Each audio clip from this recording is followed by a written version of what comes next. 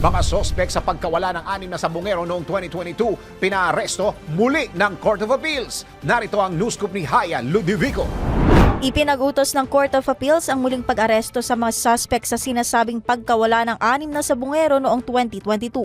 Sa 18 pahinang desisyon, tinabla ng CAA 3rd Division ang hatol ng Manila Regional Trial Court Branch 40 na payagan ng mga suspect na makapagpiyansa noong 2023, gayon din ang bagong petition for bail na mga ito, kaya't muli silang pinapaaresto.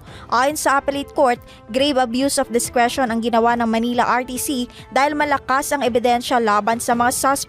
Kinilala ang mga nawawalang sabungero bilang sina Mark Joseph Velasco, Marlon Bacay, James Bacay, Roel Gomez, John Claude Inonog at Rondel Cristorum.